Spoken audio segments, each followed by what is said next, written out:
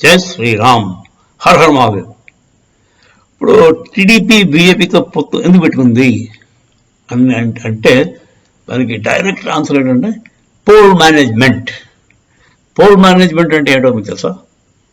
Poll management అంటే మరేం లేదండి, డబ్బులు ఓటికి 2,000, 3,000, 4,000, 5,000 ఇంత ఇస్తున్నాం కదా, అది చేరాలంటే మధ్యలో పోలీసులు కాసేయకూడదు.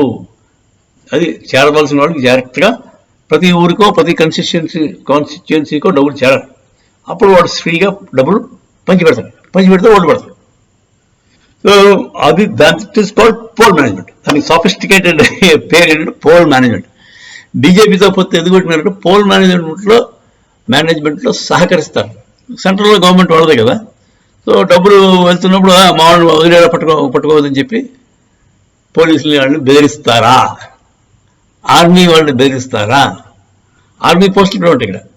పోలీసు వాళ్ళు కూడా ఎలక్షన్ కమిషన్ వచ్చాక పోలీసు వాళ్ళు కూడా పట్టు సడలింపు ఉంటుంది, కొంచెం పట్టంత ఉండదు. ఆర్మీ టేక్స్ ఓవర్ చెక్ పాయింట్స్లోని ఆర్మీ వాళ్ళు కూడా మెయింటైన్ చేస్తుంటారు. అది సో పోల్ మేనేజ్మెంట్ కోసం పెట్టుకున్నారు. అంటే ఈవెన్ దో వాళ్ళకి 2-3% ఓట్ పర్సెంటేజ్ తగ్గినా కూడా బీజేపీ కలవడం వల్ల వాళ్ళని ఎందుకు ఒప్పుకున్నారంటే పొత్తు కోసం, పోల్ మేనేజ్మెంట్ కోసం.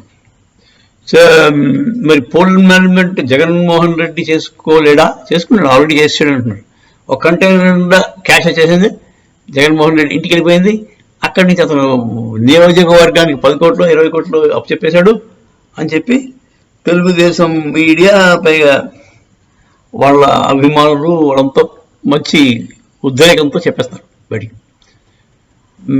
మరి అంత మటుకు తెలియదు. అతనేమో ఓన్లీ అది కిచెన్ కంటైనర్లో కిచెన్ ఐటమ్స్ ఉంటాయి, ఎప్పుడైనా అర్జెంట్ అయినప్పుడు మా అక్కడ వంటలు వండిస్తుంటా అని చెప్పి అతను అన్నాడు. యాక్చువల్గా ఇదే కంటైనర్ సిమిలర్ సర్కమ్స్టాన్సెస్లో బాబు గారు ఉన్నప్పుడు జరిగింది. అప్పుడు వైఎస్ఆర్సీపీ వాళ్ళు గట్టిగా అడిగారు, ఏంటి ఈ కంటైనర్ దాని డబ్బులు అని చెప్పి వైఎస్ఆర్సీపీ వాళ్ళు అంటే, అప్పుడు దాన్ని ఓపెన్ చేసి దాని వీడియోలు కూడా తీసి పెట్టాడు బాబు గారు. ఏం కాదు, ఇది ఓన్లీ మా ఇది క్యాంటీన్, ఇది మొబైల్ క్యాంటీన్, దాంట్లో మేము వంటలు గట్రా చేసుకుని బయట ఎక్కడ తినకుండా అక్కడే దాంట్లోనే సేఫ్గా మంచి ఫుడ్ తింటూ ఉంటామని చెప్పి బాబు గారు చూపించారు. అదే రిప్లై ఇప్పుడు బాబు గారికి వచ్చింది. సో దాంట్లో ఎంత మట్టుకు అది అబద్ధం అయితే ఇది అబద్ధం. అంటే బాబు గారు చేసింది కూడా ఒక నాటకం అయితే ఇది కూడా నాటకమే అనుకోవాలి.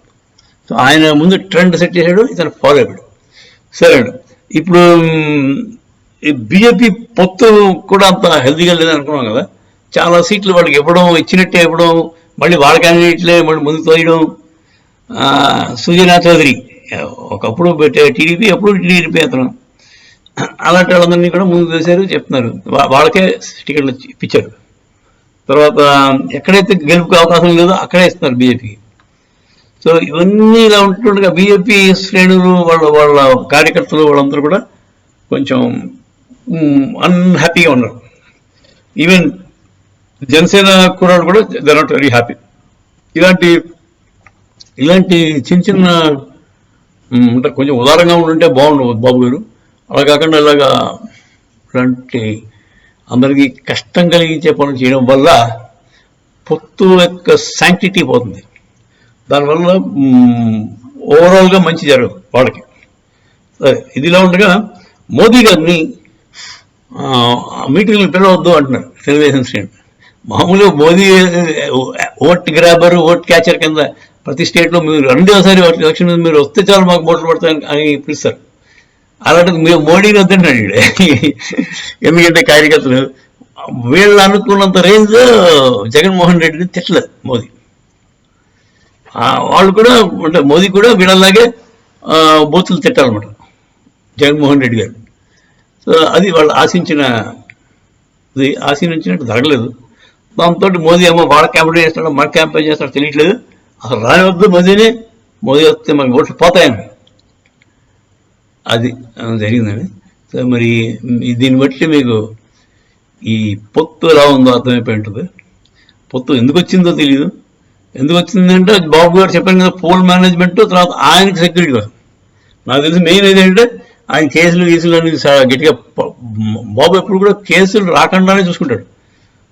మీకు తెలిసిందే కదా, అంతకుముందు జ్యుడిషియరీ అంతా కూడా అతను కాల్చుంటుండేది.